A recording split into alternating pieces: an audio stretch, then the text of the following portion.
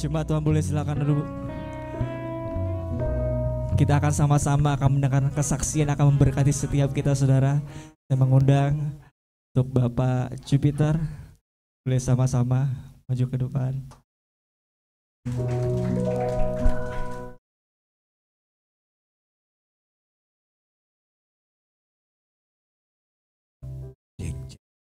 Shalom, shalom.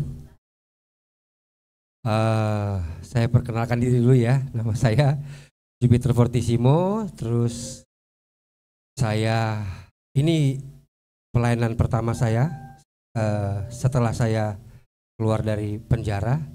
Saya sering dilayani oleh Bapak Manuel, Pastor Immanuel. Di sana juga yang dikunjungin ya kita. Dan saya mau bersaksi bagaimana before sama after ya. Saya ini dari umur 17 sudah kerja sendiri. Saya berasal dari keluarga yang sederhana. Saya anak ketiga dari 4 bersaudara. Terus dari kecil bapak saya sudah meninggalkan saya. Terus ya yang namanya hidup dalam keluarga fatherless itu nggak enak saudara. Dan bertumbuh sampai akhirnya saya lahir di Jakarta, dibawa mama saya ke Medan, terus kami tinggal di sana sampai akhirnya kelas 1 SMP saya pindah ke Jakarta, kelas 2-nya pindah ke Jakarta di PSKD, terus saya mulai prihatin melihat kehidupan keluarga kami karena kami 4 bersaudara ini kan beda-beda papa ya saudara ya, dan semuanya papa kami meninggalkan gitu. Jadi di situ saya akhirnya berinisiatif untuk bisa cari uang sendiri, saya kerja.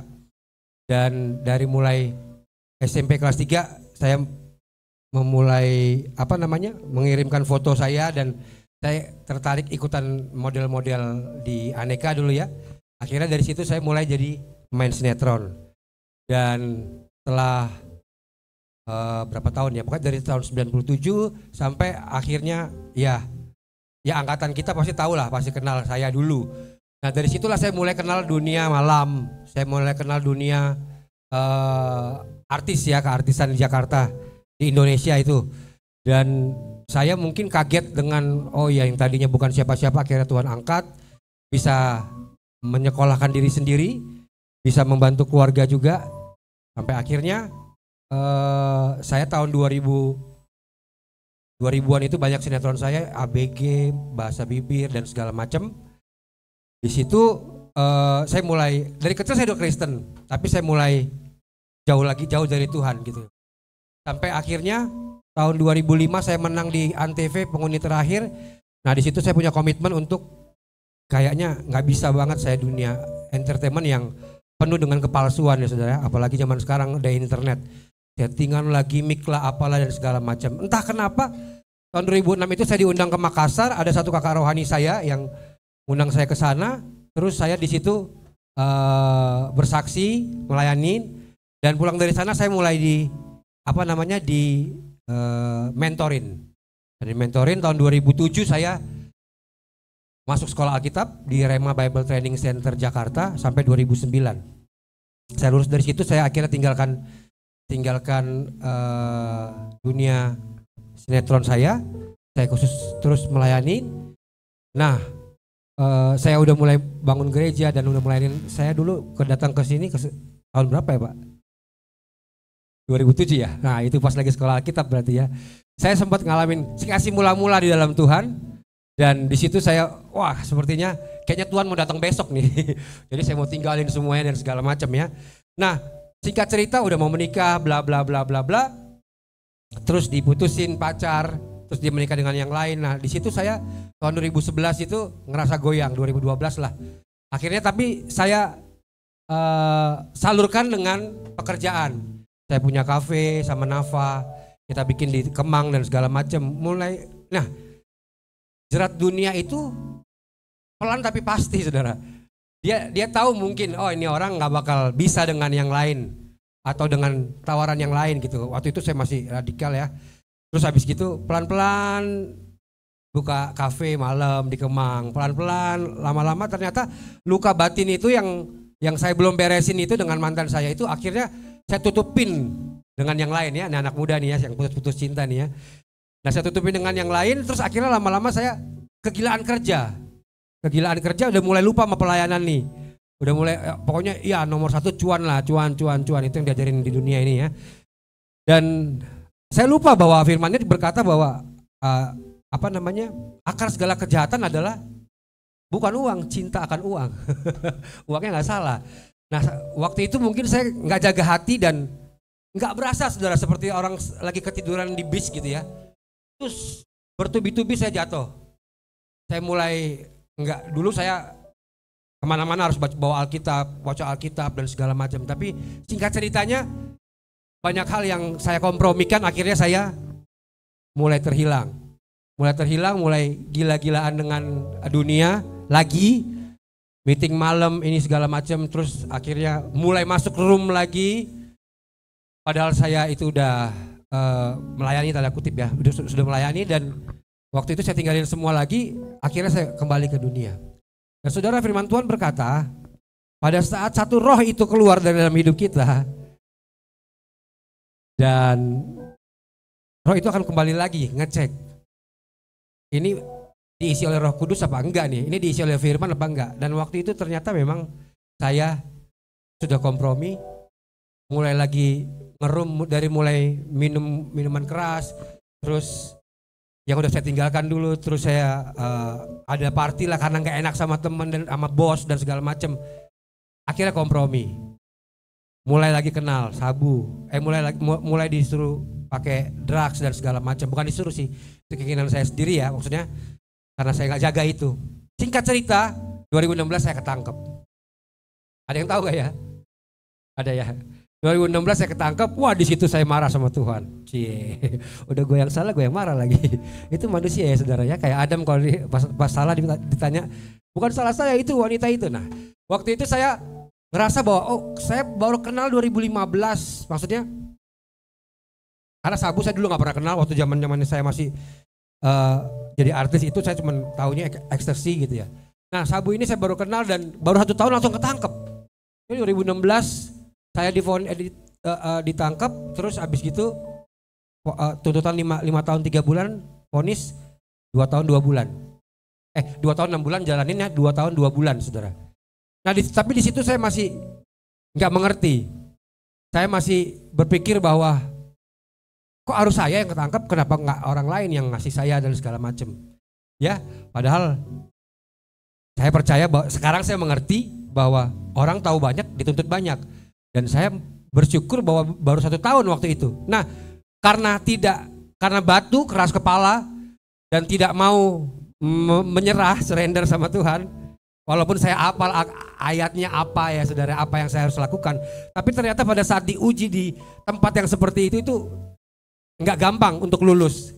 Yang pertama saya lolos karena pulang dari sana saya masih cuma bertahan 2 minggu di rumah nyokap. Akhirnya saya cari lagi karena memang belum berhenti waktu pas lagi 2 tahun 2 bulan itu naik turun. Saya nyusahin banyak orang, saya bikin malu, kelakuan saya nggak baik dan segala macam. Dan sampai teman-teman saya bilang, apa ini bener lu Jos?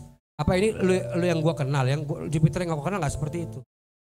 Nah waktu itu saya nggak peduli. Ya, akhirnya ya tahulah saudara, baru pulang 6,5 bulan kemudian saya tangkap lagi. Mungkin karena mereka butuh ini tangkap aja nih, kayaknya masih kelakuannya masih nggak bener. Dan bener saja tahun 2019 bulan Februari tanggal 11 saya ditangkap lagi. Baru aja keluar dari rumah nyokap buat kos, tangkap lagi saudara. Baru 3 minggu di sana. Jadi saya cuma di luar 7 bulan, hampir 7 bulan tangkap lagi. Yang kemarin ditangkap sama Polsek, ini ditangkap sama Polda. Polda. Dan sampai di sana pengacara mau negosiasi dan segala macam, mereka nggak berani buka negosiasi, kita juga nggak mau. Akhirnya singkat cerita, saya harus ngalamin proses yang kedua. Yang pertama tadi 2,5 tahun, kata Tuhan nggak cukup nih, kayaknya jenis yang seperti ini batu. Ya, nama baptis saya Joshua Peter. Ya mungkin seperti Petrus ya saudara ya, walaupun udah berjalan bersama dengan Tuhan 3,5 tahun, tapi dia masih menyangkal Tuhan. Buat saya bukan menyangkal lagi waktu itu. Buat saya ya saya seperti kehilangan jati diri saya di dalam Tuhan. Tapi Keren Tuhan itu ya. Tuhan itu selalu memberi, selama masih ada napas saudara. Siapa yang masih bernapas? Oh cuma satu Pak Pastor doang, yang lain ngepan nih. Amin. Siapa yang masih bernapas? Ayo, saya masih bernapas. Saudara, apapun yang kita alamin selama engkau masih bernapas, itu berarti Tuhan masih percaya bahwa engkau masih ada gunanya di dunia ini. Saya ulangin lagi, selama engkau masih bernapas, sejelek seburuk apapun engkau, baik engkau tahu atau enggak tahu, atau pura-pura enggak tahu seperti saya, atau enggak mau tahu, selama masih ada nafas, itu berarti Tuhan masih percaya pada kita, bahwa dia masih menganggap kita berguna di dunia ini. Waktu saya masuk di Polda itu, mama saya pingsan-pingsan, saya jedotin kepala saudara. Saya jedotin kepala karena ngeliat mama saya pingsan-pingsan seperti itu. Saya cuma bilang satu sama Tuhan, Tuhan, kalau emang saya masuk yang kedua kali ini bikin malu Tuhan lagi, mendingan cabut aja nyawa saya. Saya udah minta ampun sama Tuhan, jadi bukan saya mau bunuh diri. Maksud saya, ya sudah Tuhan, saya nggak sanggup ngadapin seperti ini. Tapi nggak tahu kenapa, setelah itu saya minta 2 tanda sama Tuhan. Yang pertama, saya jangan dipindahin dari Polda seperti yang lain. Yang kedua, saya nggak mau di-expose sama media, karena buat saya nggak ada kebanggaan tuh masuk penjara terus ngomong preskon dan minta maaf seperti artis-artis yang lain. Tuhan, itu yang paling saya takutin. Saudara, dua-duanya dijawab Tuhan. Yang pertama adalah tadinya hari itu mau preskon, wartawan sudah kumpul, terus saya disuruh baca permintaan maaf dan segala macam. Buat saya ini kan masalah saya pribadi. Ini nggak harus saya menjilat manusia untuk mengatakan minta maaf dan segala macam, padahal saya baru ketangkep. Buat saya itu menolak hati saya. Saya minta dua hal itu. Yang pertama itu, dan nggak tahu kenapa hari itu.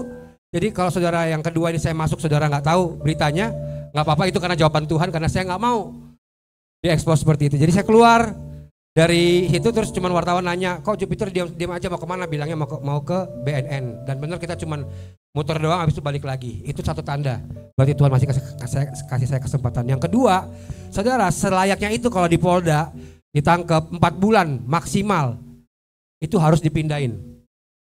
Nah, saya dipindahinnya akan ke Salemba karena saya penangkapan Jakarta Barat, walaupun Polda yang tangkap. Saya tahu bagaimana rasanya tinggal di dalam situ. Dan saya bilang, Tuhan, saya belum kuat.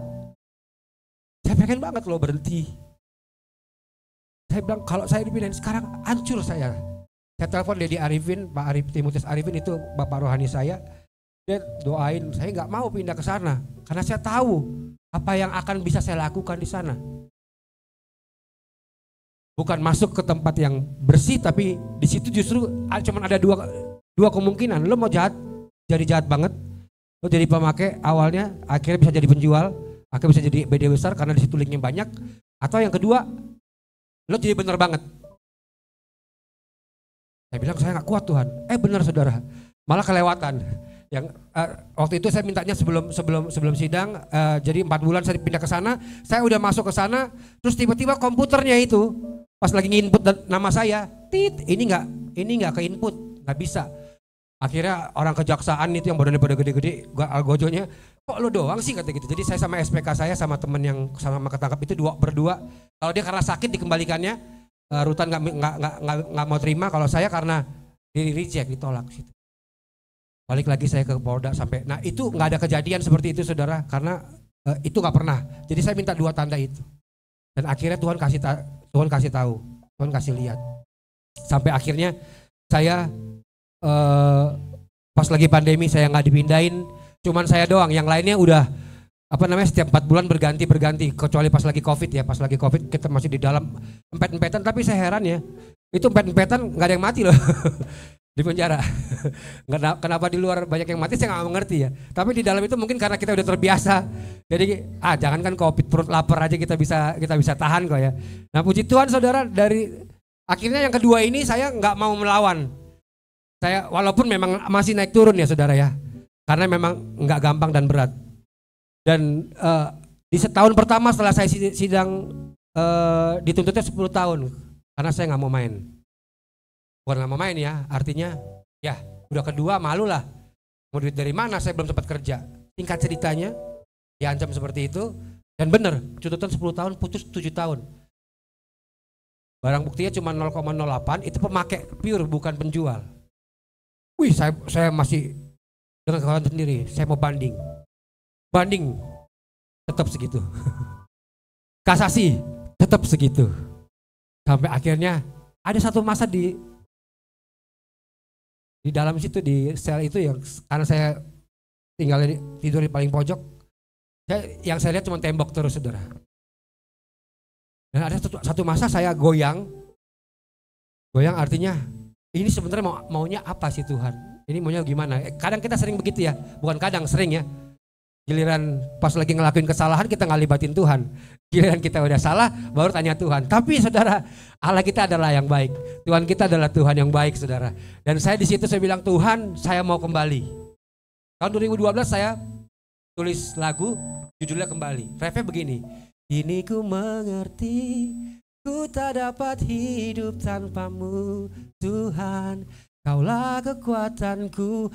Saya cuma ingat itu dan saya bilang, ingin ku kembali padamu, ampuniku, Tuhan, diriku kembali padamu. Itu 2012, saya ketangkap 2019, 2020, 2021. Dan akhirnya saya diputuskan 7 tahun. Ya, saya banding, saya kasasi nggak naik-naik juga. Saya mau PK, udah kumpulin duit, udah nyawerin duit dari ada yang nyumbang dan segala macam, karena pengacara butuh duit juga, saudara. Udah masuk 20 juta. Tapi itu udah mau hampir setengahnya saya jalanin. Udah hampir ke 3 tahun. Kalau saya terusin, kalau nggak berhasil, sayang duitnya. Kalaupun berhasil, bedanya cuma dikit. Sampai akhirnya saya bilang, oke lah Tuhan, saya menyerah. Nah, saat saya menyerah itu saat lagi pandemi, saya nggak punya handphone, nggak punya segala macam. Yang saya kembali kepada, saya cuma diingat di Wahyu 3 dikatakan, ingat betapa dalamnya engkau telah jatuh, engkau telah meninggalkan kasih mulamu. Saudara, di situ saya bertobat. Walaupun pertobatan itu tiap hari ya, saudara. Tapi di situ saya masih ingat. Maka tadi saya pas duduk di sini, saya terpisah 7 tahun lebih untuk bisa melayani. Maksudnya saya di dalam tuh 7 tahun lebih kalau di total. Dan ini adalah pertama kalinya lagi saya duduk jadi jemaat dan jadi kesaksian seperti ini. Itu rasanya rindu dan kangen, dan saya tahu bahwa saya mungkin seperti Yunus yang kabur dari panggilan. Ya saudara, saya cuma mau katakan sama saudara, siapapun yang Tuhan pilih itu bukan tergantung manusia. Bukan tergantung manusia. Ya, Yohanes 15 ayat 16, bukan kamu yang memilih aku, tapi aku yang memilih kamu. Amin, saudara. Saya mau bilang, saya hancur, berantakan, kacau. Dan saya hampir mau nyerah waktu itu. Dan mau bilang, Tuhan kalau ini saya mati aja, tapi Tuhan kasih 2 tanda. Dan akhirnya saya dipindahin ke Salemba. Dari Salemba saya dipindahin ke Cipinang. Dan di Cipinang itulah saya kejar setahun sebelum kemarin, dari bulan November saya kejar hadirat Tuhan, dan sampai akhirnya saya benar-benar dipulihkan. Ada videonya nggak ya? Ada. Nah, ini ada video dari waktu saya selama di sana, dan di situ saya ngerasakan bahwa ternyata akhirnya saya ngejalanin 4 tahun 9 bulan, saudara. Dari 7 tahun dapat PB, potongan pembebasan bersyarat 2 tahun 4 bulan. Setelah saya bebas kemarin tanggal 15, saya cuma bisa tepok-tepok pipi. Bener gak sih ini di luar? Karena di dalam itu sudah terlalu lama, 49. Dan waktu saya keluar saya bilang, ini berarti Tuhan masih percaya. Tuhan masih belum selesai dengan saya. Tuhan masih memberikan saya napas kehidupan, dan sampai hari ini puji Tuhannya di penjara gak pernah sakit. Teman-teman saya ada yang beberapa juga yang meninggal karena jatuhlah di kamar mandi dan segala macam gitu. Tapi puji Tuhan di dalam saya gak pernah sakit keras, ya demam-demam dikit, lapar-lapar dikit sering ya saudara ya. Tapi saya melihat bahwa Tuhan memelihara saya dan Tuhan masih percaya. Tuhan kasih saya kesempatan yang baru. Makanya waktu di Cipinang, saya bukan tamping, bukan pengurus, tapi saya kejar terus hadirat Tuhan dari pagi. Ibadah saya nggak pernah bolong, dan dari situ akhirnya saya punya kebiasaan lagi yang seperti yang dulu dan mengejar kasih mula-mula dari Tuhan Yesus.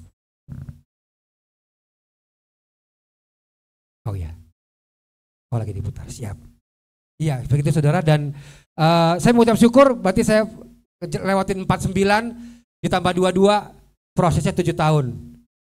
Padahal 7 tahun itu mungkin teman-teman saya bilang, ih gila ya nggak berasa lu ya, udah bebas aja. Lu nggak berasa, gua mah berasa. Peot di dalam saudara. Ya tidur, ya udah nggak usah saya ceritakan, saya nggak mau cerita sedih. Tapi puji Tuhan saudara, dari saya pulang akhirnya karena saya mau bekerja sama dengan Tuhan, karena saya mau kembali kepada Tuhan. Pas lagi mau pulang itu rasanya malah justru saya kasihan ngeliat, bukan kasihan ya, sayang sama mereka yang saya tinggalin, karena di situ banyak teman-teman yang ngalamin, ada yang MT, ada yang SH, dan kita tiap hari itu hampir tiap hari. Setiap hari ketemu, dan komsel itu seminggu bisa 3 kali saudara. Makanya saya tadi walaupun saya jauh dari Serengseng, tapi ini di Sunter, nggak apa-apa lah berangkatnya 1,5 jam karena di Jakarta macet kan. Tapi di dalam itu sehari bisa 2 kali ibadah, berarti 1 minggu itu 12 kali, dan hari Sabtunya kita pergunakan untuk komsel.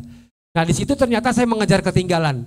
Saya mengejar ketinggalan sampai akhirnya kasih mula-mula itu ada lagi, dan ada beberapa yang ngajakin pelayanan kemarin, tapi saya tolak karena saya nggak, maksudnya belum saatnya. Tapi Pastor Immanuel bilang untuk pelayanan di sini, saya langsung mau, karena tahun 2007 saya udah pernah pelayanan di Betani Sunter, seperti itu.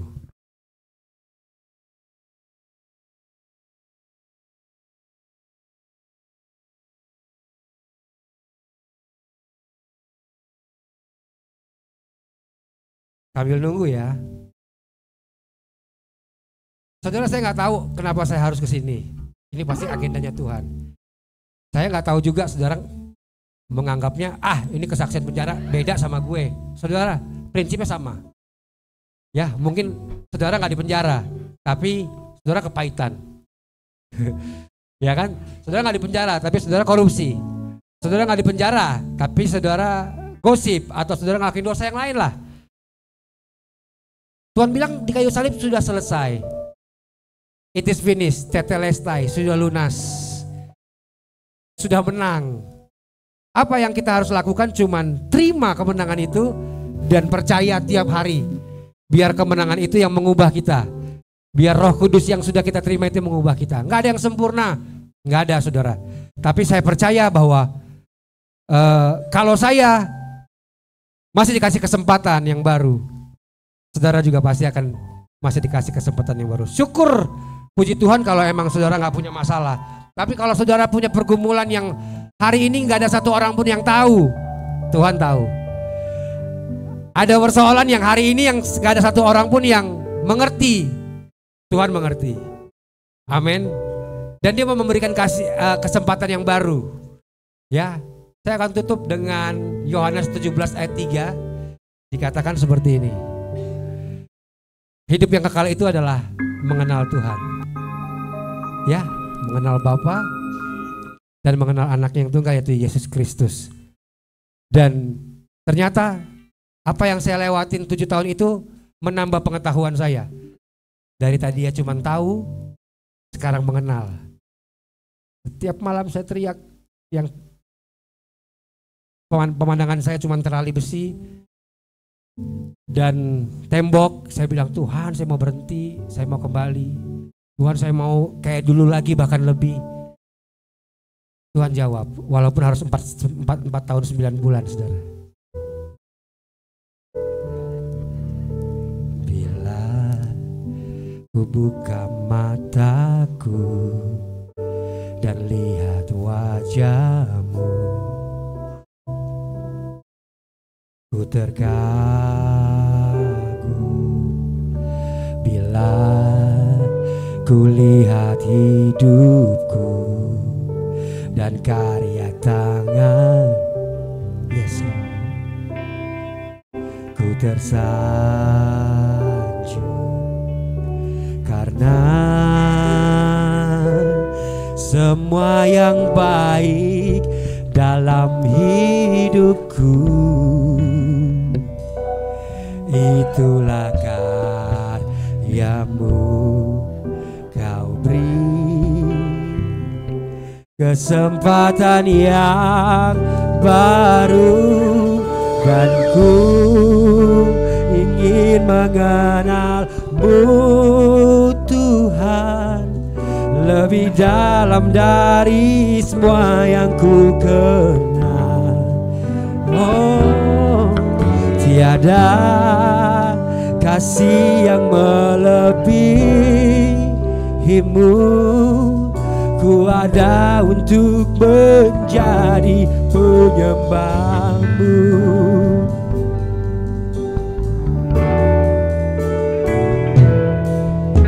Bila ku buka mataku dan lihat wajahmu,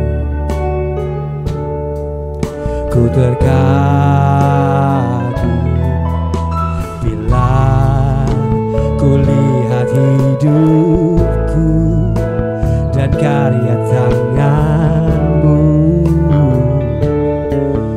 Ku tersanjung karena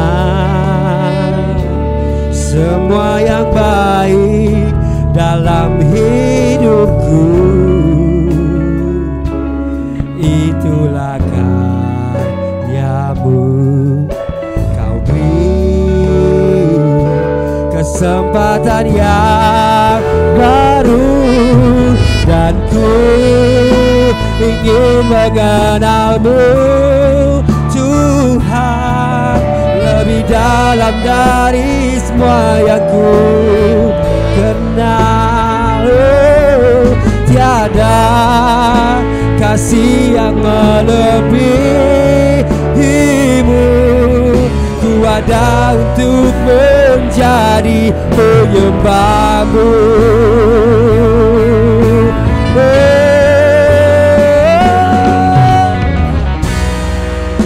Ingin mengenalmu Tuhan lebih dalam dari semua yang ku kenal. Tiada kasih yang melebihimu. Ku ada untuk menjadi penyembahmu, dan ku ingin mengenalmu Tuhan lebih dalam dari semua yang ku kenal. Oh, tiada bimu. Ku ada untuk menjadi penyembahmu. Oh, dan ku ingin mengenalmu Tuhan lebih dalam dari semua yang ku kenal. Tiada kasih yang melebihimu. Ku ada untuk menjadi penyembahmu. Ku ada untuk menjadi penyembahmu. Ku ada untuk menjadi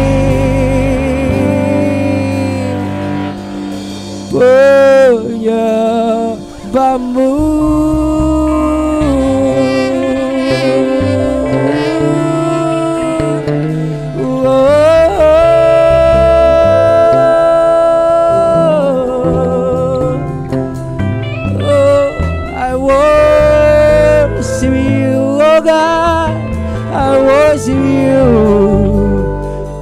To worship you, I live.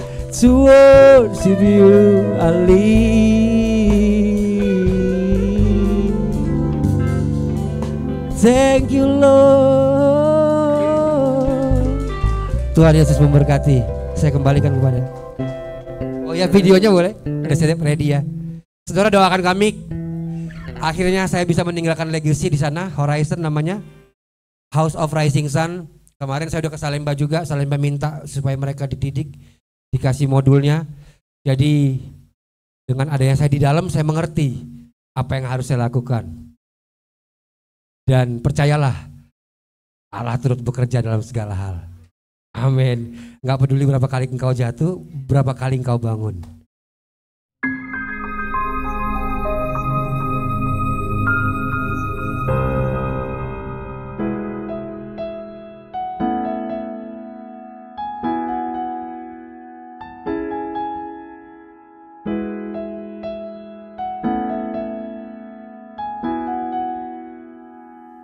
I love you, Lord,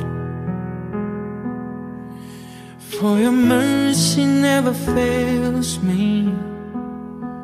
All my days I've been held in your hands.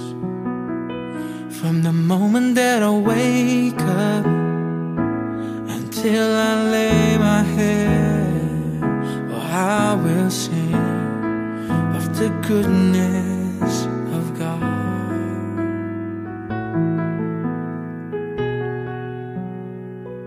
I love your voice. You have led me through the fire in darkest night. You are close like no other. I've known you as a father. I've known you as a friend. I will sing of the goodness of God. And all my life you have been faithful. And all my life you have been so, so good. With every breath that I am able, I will sing of the goodness of God.